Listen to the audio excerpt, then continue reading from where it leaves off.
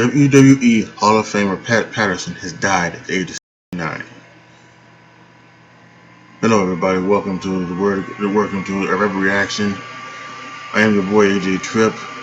Sad news today, as the creator of the Royal Rumble and longtime WWE personality, Pat Patterson, died today. From ESPN.com, let's read directly what they say about it. WWE Hall of Famer Pat Patterson has died at the age of 79, WWE confirmed on Wednesday. Born in Montreal in 1941, Patterson entered the wrestling business in 1958 in Canada and eventually made his way to the AWA, where he and Ray Stevens became tag team champions. He joined the WWE, then known as the WWF, in 1979 and became the first ever Intercontinental Champion.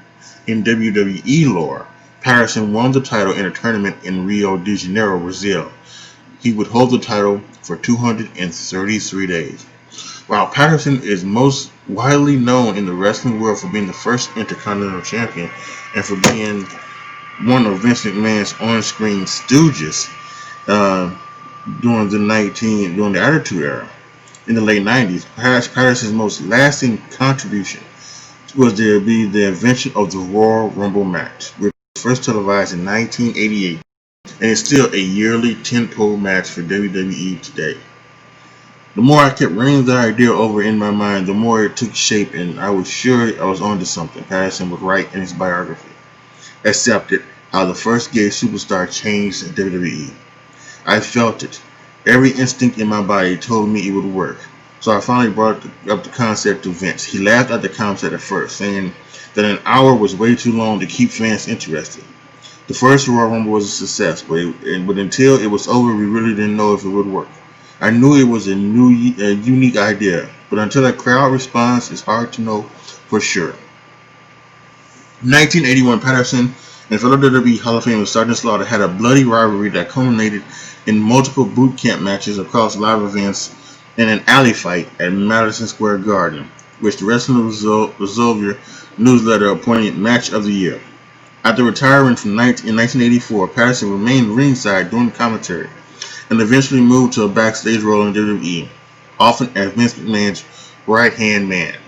Patterson is widely recognized as one of the most creative minds in pro wrestling, particularly with inventive finishes to matches. Patterson was one of the first openly gay performers within the wrestling industry, but largely kept a secret from viewing public until well after his in-ring career. He spoke publicly in an emotional scene on WWE Legends House reality series. Patterson was inducted into the WWE Hall of Fame in 1996. Pat Patterson is an icon in this business. It is incredible what he has come up with. Yes, he was one of the first openly gay wrestlers in WWE and maybe in all of the wrestling industry. He was the first ever Intercontinental Championship, won in Rio de Janeiro, Brazil. Although really typically the backstage about that is that he was obviously gifted the Intercontinental Championship when it was created. There was no real tournament that he won in Brazil, but that's what they say in WWE lore. And there's a couple titles like that where it was won in Rio de Janeiro, Brazil. And actually it wasn't. There was no tournament. There was no nothing. No match nowhere. So, but anyway, and he is very fondly remembered as being one of the Stooges in the Attitude Era. Remember when Hogan was over on WCW, Patterson and Briscoe they needed they needed entry music, and they would use Hulk Hogan and Patterson and Briscoe would come up there doing all the Hulk Hogan shtick, and Jim Ross would love to say on commentary, "Fellas, he's single, everybody."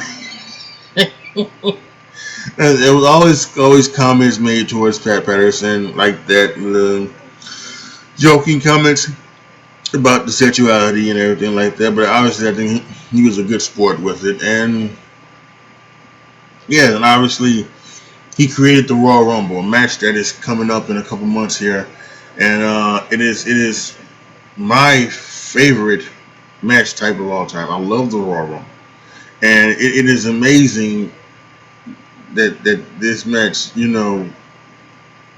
is here, and it's here because of Pat Patterson, and it is amazing.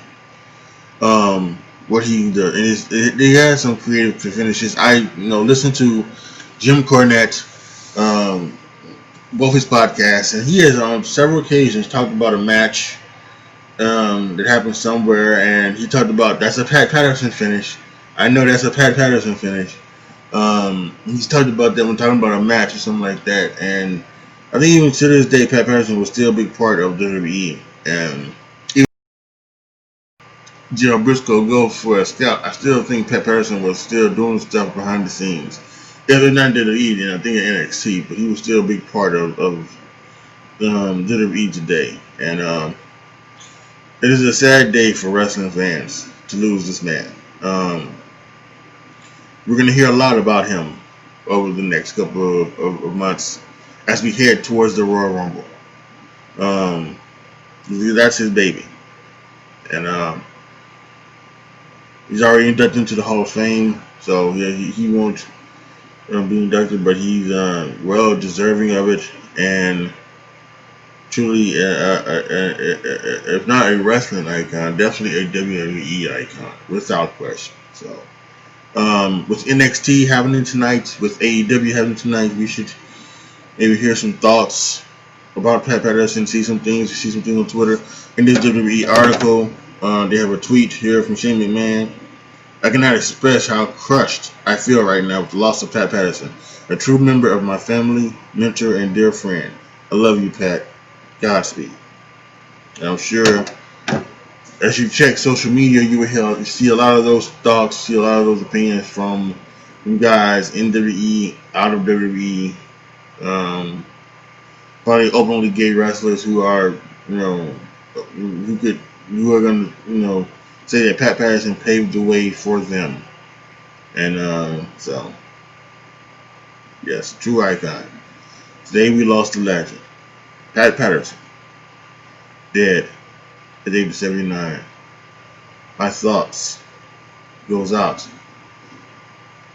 to the friends and family of Pat Patterson, to his WWE family, and to everybody who is a fan.